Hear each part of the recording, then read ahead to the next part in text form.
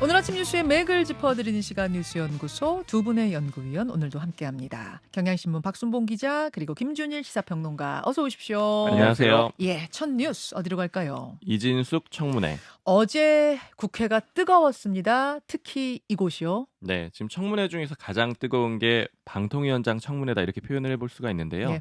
몇 가지 이유가 있어요. 일단 첫 번째로는 방통위원장 청문회가 벌써 1년 새 3번 열렸습니다. 그렇죠. 그러니까 작년 8월에 이동관 전 위원장, 작년 12월에 김홍일 전 위원장, 그리고 어제 오늘 이틀 동안 이진숙 후보자 이렇게 3명이 이미 진행이 되고 있고요. 네. 게다가 더 많이 할 수도 있을 것 같아요. 왜냐하면 이진숙 후보자가 내정이 됐을 때 이미 민주당에서 사퇴해야 된다 이런 목소리를 냈고 또 어제 청문회 하는 동안에도 사퇴하라고 계속 압박을 했거든요. 네네. 그럼 또다시 탄핵 소추안을 이제 추진을 하고 그리고 이제 자진 사퇴하고 이런 상황들이 또 반복될 수 있다 이런 예측도 나오고 있는 상황이에요. 그리고 장관급임에도 불구하고 이틀간 청문회를 했다. 이 점도 좀 주목이 되는 건데요. 그렇죠. 그러니까 보통은 국무총리나 대법원장 후보자, 그러니까 소위 말하는 조금 더 급이 높은 사람들이 이틀 정도 청문회를 하거든요. 그런데 이제 민주당 주도로 이틀간 하기로 했기 때문에 이건 역시 좀 주목이 되고 시간도 굉장히 길었어요. 네. 어제 시작해서 자정 넘어서까지 15시간 만에 정회가 됐고요. 또 바로 오늘 오전 10시에 바로 또 재개가 됩니다. 뭐 시작부터 최민희 과방위원장과의 기싸움이라고 그러죠. 대단했어요. 네, 일종의 좀 뭐 기강 잡기일 수도 있고 뭐 이제 인사를 좀 해라 이런 취지로 이제 얘기를 나누는 게 많이 주목이 됐는데 이거는 한번 좀 직접 들어보시죠. 그렇죠. 저기요, 이진숙 내정자 인사하시죠. 제가 인사하려고 했는데 인사를 안 하고 돌아셔서 가시니까 벌 좀 하잖아요. 잠깐만요. 그렇게 하시면 안 돼요. 저하고 싸우려고 하시면. 인사하겠습니다. 악수도 할까요? 그러니까 이렇게 하면 돼요. 이거 이렇게 하시면 안 돼요. 가세요. 그러니까 귀 잠깐만 들이대세요 이러더니 저하고 싸우려고 하시면 안 돼요. 네. 이렇게 하시고 악수도 할까요? 이렇게. 저 긴장감이 대단했어요. 맞아요. 사실 이 장면을 이제 보고 나서 어제 국민의힘 뭐 관계자랑 얘기를 하니까 그 부당거래 영화 그 장면 뭐 생각이 난다. 부당거래 영화 장면이 거기 뭐예요? 이제 류승범 배우가 이제 나와가지고 하는 장면이 있거든요. 제가 못 봐가지고 그 영화를. 뭐 나랑 이제 싸우려고 하면 안 된다 뭐 이런 취지로 얘기하는 게 있어요. 예. 네, 아무튼 그런 게 좀 생각이 난다 이런 얘기들도 좀 있었고 예. 실제 청문회 쟁점도 좀 짚어보면 크게 두 갈래 보시면 될 것 같아요. 일단 첫 번째는 대전 MBC 사장을 지냈었거든요. 네. 그때 법인카드를 유용했다 이런 의혹을 민주당에서 제기를 했습니다. 네. 문제 삼은 건 크게 두 갈래인데 일단 첫 번째는 사적으로 많이 쓴 거 아니냐. 그리고 두 번째로는 주말에 왜 이렇게 많이 썼느냐 이런 문제를 제기를 했는데 뭐 대표적으로 치킨집, 김밥집, 카페 이런 데서 많이 썼는데 이거는 접대비 용도가 아니지 않느냐. 이런 걸로 누가 접대를 하느냐 이런 문제 제기를 했고요. 그다음에 또 하나는 주말에 왜 이렇게 많이 썼느냐. 그러니까 토요일하고 일요일에 법인카드 사용한 내역이 민주당에서 공개한 걸 보면 342건으로 8,500만 원 정도 되거든요. 그러니까 이거는 주말에 왜 이렇게 많이 썼느냐 맞지 않다 이렇게 문제 제기를 했던 거고요. 네. 이 후보자는 이렇게 해명을 했습니다. 저는 치킨을 안 먹는다. 근데 직원들이 썼을 수는 있는데 기억이 잘 나지 않는다. 이렇게 얘기를 했고요. 지원들한테 법카 주고 사 먹으라고 했다 뭐 그런 해명인가요? 맞아요. 그리고 토요일하고 일요일에 법인카드 사용한 내역에 대해서는 이거 정상적인 영업 활동이었고 일반 기업에서 보면 웃을 일이다 이렇게 표현을 했는데 그러니까 액수가 많지 않았다라는 거죠. 뭐 이렇게 많이 쓰지 않은 것이다 이렇게 공방이 오갔습니다. 네. 이렇게 하다가 민주당 의원들이 그러면 구체적으로 접대비를 어떻게 사용을 했는지 또 가맹점의 업태, 뭐 주소 이런 것들을 내놔라 이렇게 얘기를 했는데 네. 이 후보자 쪽에서 거부를 했거든요. 그러면 이제 못 낸다라면 현장 검증을 하자 민주당에서 이렇게 압박을 했고 최민희 위원장이 표결에 붙여서 국민의힘 의원들은 퇴장한 상태에서 가결이 됐습니다. 그래가지고 토요일에 또 현장 검증을 하기로 이렇게 예고가 된 상태예요. 대전 MBC에 내려가서 현장 검증하는 게 예고가 된 상태. 맞습니다. 청문회의 가장 큰 쟁점은 그 이제 법카 사용이었고 또 어떤 게 있었습니까? 정치 편향성 공방도 있었어요. 그러니까 민주당에서 문제 제기하는 거는 친정부 성향의 인사가 아니냐. 특히 이 방송의 중립성을 해칠 수가 있다. 제3의 이동관이다. 이런 표현들을 쓰면서 비판을 하고 있거든요. 이제 민주당에서 나왔던 질문들은 이런 겁니다. 네. 5.18 민주화 운동 폄훼글에 좋아요를 누른 맥락은 뭐냐 이렇게 물어봤거든요. 예. 근데 여기에 대한 이 후보자의 해명이 좀 무심코 눌렀다라고 얘기를 하면서 앞으로는 손가락 운동에 신경을 쓰겠다 이렇게 얘기를 했거든요. 이거는 이제 뭐 좀 뭐 잘못 눌렀다라는 취지일 수도 있고 그리고 또 이제 그러면서도 좀 비판도 했어요. 우리나라에는 좋아요 연자제가 있는 거 아니냐. 그러니까 좋아요 누른 것만 가지고 너무 과도하게 비판하는 거 아니냐 이런 취지로도 좀 해석이 됩니다. 네. 그리고 동대구역을 박정희역으로 바꾸자 이런 글은 왜 올렸느냐 이런 식으로 이제 비판의 일종의 질문이 나왔는데 예. 근데 여기에 대해서도 뭐 무조건 그렇게 이제 이승만, 박정희를 존경한다라고 하면 극우로 모으는 거는 뭐 적절치 않다 이런 취지로 답변을 했습니다. 그리고 큰 그림도 한번 보면 좋을 것 같은데 지금 이제 전반적으로는 이제 목표는 MBC다 이런 해석들이 좀 많거든요. 그렇죠. 그러니까 여권 내에서는 이런 인식들이 있어요. 뭐 예를 들어서 최상병 사건 같은 것들은 그렇게 커질 문제가 아닌데 이 MBC 같은 공영방송이 나서가지고 키웠다. 그렇기 때문에 이 지배구조, 그러니까 경영자를 좀 바꿔야 된다 이런 인식들이 있는 거고요. 반대로 야당에서는 왜 중립을 지켜야 되는 공영방송사 사장을 정권이 나서서 바꾸려고 하느냐 이런 식으로 맞서는 큰 그림이 있고요. 그렇죠. 사실 근데 이런 그림들은 이제 국민들도 다 아시겠지만 매번 정권이 바뀔 때마다 반복이 되고 있잖아요. 네. 그러니까 정치권에서도 이런 상황에 대해서는 조금 염증을 느끼는 사람들도 많이 있어요. 계속 공수교대하듯이. 맞아요. MBC, KBS. 제가 좀 인상적인 표현이 어제 기억이 났던 게 이거 어떻게 하면 끝날까, 언제 끝날까 이런 것들을 정치권의 뭐 의원들이나 인사들한테 물어봤는데 뭐 네. 정치권 인사가 이런 표현 하더라고요. 이거는 끝나지 않는다. 한쪽이 간판 내릴 때까지 끝나지 않는데 공수교대만 하는 거 아니냐. 사실 야구는 그래서 9회까지만 하도록 돼 있는데 이건 그 한정이 없지 않느냐. 끝도 없는 거죠. 그렇죠. 그래서 그런 얘기도 있고 뭐 국민의힘 의원은 좀 이런 얘기도 하더라고요. 예전에 이계진 의원이 MB 정부 때였는데 그때 이제 중립성을 지키자라는 취지의 발의를 했더니 내부적으로 좀 난리였대요. 이거 우리 통치 수단인데도 그렇게 하면 어떻게 이렇게 막 많이 비판들을 했는데 정권이 넘어간 다음에는 이것도 이제 필요했던 거 아니야 이런 목소리들도 나오고 이게 좀 왔다 갔다 하는 문제라서 뭐 대통령제 하에선 좀 쉽지 않을 것 같다 뭐 이런 얘기들도 나오고 있어서 근본적인 해결은 굉장히 좀 요원해 보입니다. 참, 예. 김준일 평론가는 어디 주목하셨어요? 그러니까 이진숙 후보자는 이미 뭐 굉장히 많은 논란들이 이미 뭐 나와 있었잖아요. 뭐 정치적 중립성 위반 그리고 이제 MBC 보도본부장 시절에 부당 해고, 보복 인사 그리고 스파이웨어 심어가지고 노조로 가는 이메일 중간에 가로채서 노조 사찰 뭐 있었고요. 그게 이제 MB 때. MBC 파업 사태 맞아요. 때. 예, 그리고 밀실 민영화 추진 2012년에 이제 최필립 당시 정수장학회 이사장 만나서 민영화를 이제 몰래 추진하다가 이제 한겨레 보도록 하고 최근에는 이제 좌파 우파 뭐 갈라치기 뭐 그래서 기생충 봉준호의 기생충도 좌파 영화다 뭐 정우성도 좌파 연예인이다 뭐 이런 것도 하고 지금 뭐 사회적 참사 뭐 예를 들면은 뭐 여러 비극 5.18이라든지 이태원 참사라든지 뭐 세월호라든지 모든 거에 대해서 막말과 조롱을 다 해왔거든요. 그러니까 사실 지금까지 나온 것만으로도 너무 문제가 많은 인물인데 어제 이제 여기에서 집중을 했던 거는 좀 법인카드 앞에서 좀 설명을 했지만은 그거 그러니까 지금 뭐 굉장히 논란이 많습니다. 너무 뭐 논란이 많아서 제가 하나하나 다 뭐 말씀드리기도 어렵지만은 예를 들면은 이정원 의원 같은 경우에는 그러니까 제 어제 논란이 됐던 게 세 가지예요. 그러니까 노래방, 골프 연습장, 유흥 주정 등 업무와 무관한 곳으로 간주되는 곳에서 결제한 게 굉장히 많고 자택 500m 이내에서 개인 목적으로 사용으로 추정되는 게 많고 그 백화점, 호텔 등에서 고액 지출이다 이렇게 이런 게 많이 나왔는데 다 뭐 이제 반박을 했습니다. 이진숙 후보자는. 예를 들면은 뭐 어떤 식이었어요? 그 집 근처에서 뭐 산 거는 와인 코키지로 예. 접대 가는데 코키지로 와인 사려고 구입한 거다 뭐 이런 거였고 호텔이나 뭐 백화점 사용도 다 그런 식의 해명이었던 거죠. 어제. 그러니까 뭐 영업을 하기 위해서 자기가 간부기 때문에 영업하려면은 그런 것들이 다 필요하다라는 건데 법인카드 사용에서는 뭐 이를테면 뭐 노래방이나 예를 들면 유흥주점 이런 데서 쓰지 못하게 돼 있거든요. 기본적으로. 그러니까 접대여도. 위법사항이 있다라는 거고 그래서 어제 민주당 의원들이 많이 얘기를 했던 게 지금 지난번에 전에 이제 방통위에서 추진을 했던 게 KBS 남영진 이사 같은 경우에는 법인카드를 본인 사적으로 유용했다라고 해서 해임을 했거든요. 근데 방통위원장이 이런 논란이 있는 사람이 지금 할 수가 있느냐라는 거고 예전에 MBC 김재철 사장도 거의 비슷한 내용으로 결국은 유죄를 받았어요. 그거를 이제 황정아 의원이 이게 징역 2년 징역 6개월 집행유예 2년은 이제 뭐 법원에서 선고를 했는데 황정아 의원이 그 얘기를 했습니다. 그래서 이거는 제가 보기엔 법정으로 갈 수도 있겠다. 방통위원장 되더라도 뭐 이런 생각이 좀 들고요. 결국은 현장 검증을 해보고 내역을 보면서 어제 했던 이진숙 후보자의 해명이 맞는지 아닌지 그게 이제 다음 쟁점이겠네요. 그렇죠. 그러니까 뭐 김혜경 씨 같은 경우에도 검찰에서 뭐 100군데 이제 식당에 압수수색을 했네. 뭐 그래서 과잉이네 아니네 논란이 있었잖아요. 그러니까 이건 이제 법인카드 는 이제 사용한 내용에 대해서는 어쨌든 굉장히 스탠다드가 엄격하게 좀 봐야 된다 이런 게 있기 때문에 이거는 추후에도 이제 문제가 될 수도 있고 네네.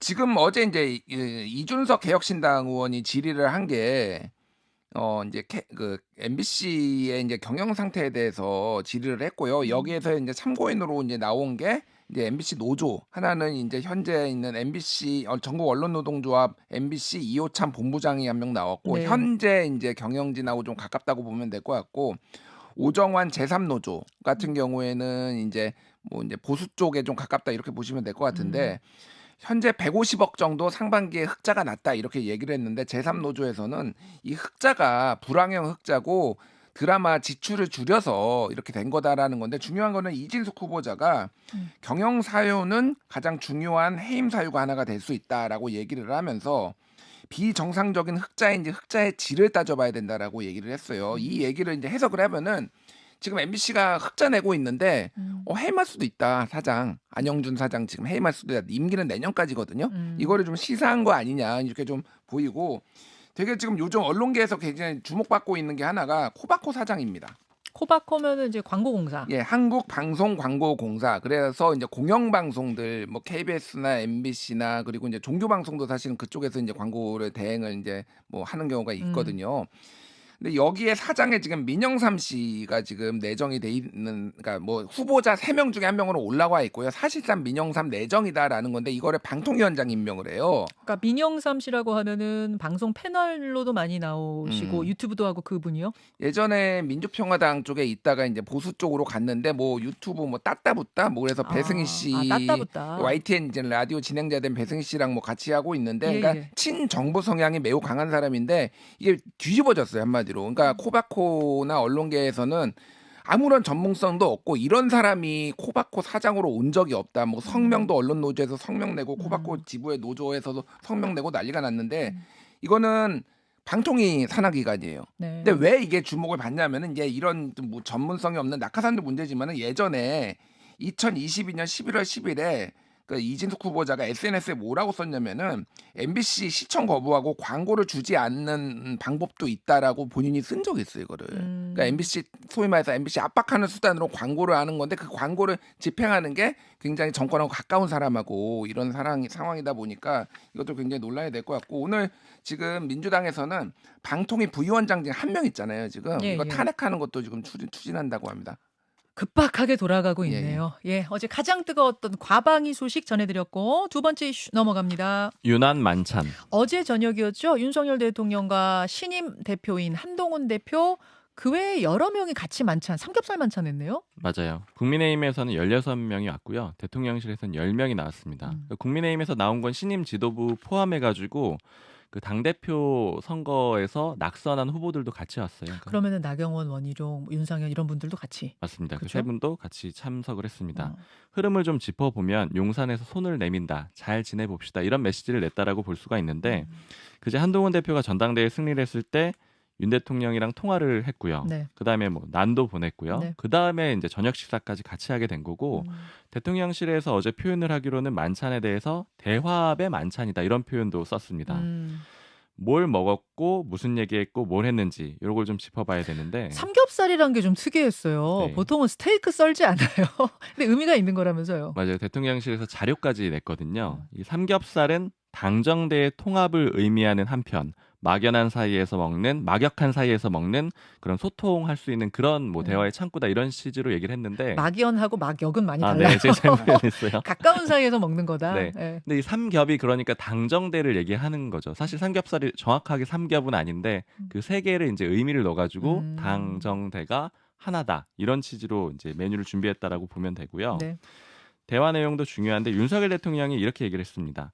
우리가 앞으로 하나가 돼가지고 우리 한동훈 대표를 잘 도와줘야 된다. 어려운 일이 있을 때 혼자 해결하도록 놔두지 말고 주위에서 잘 도와줘라 이렇게 얘기를 했고요. 또 한동훈 대표는 윤석열 정부의 성공과 정권 재창출을 위해 노력하겠다 이렇게 화답을 했습니다. 예. 그리고 러브샷도 했습니다. 윤 대통령은 맥주 들고 한동훈 대표는 술을 안 마시잖아요. 그래서 제로 콜라 들고 러브샷도 했대요. 그래.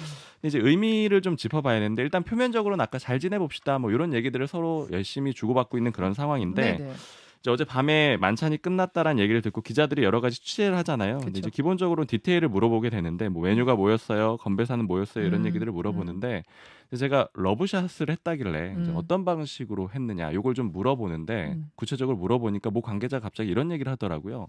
근데 그게 뭐가 중요해요? 이렇게 저한테 물어보면서 그런 거 당연히 기자들은 취재하죠. 그렇죠. 중요하게. 근데 이렇게 얘기하더라고요. 예전에 김무성 전 대표랑 유승민 전 의원 네.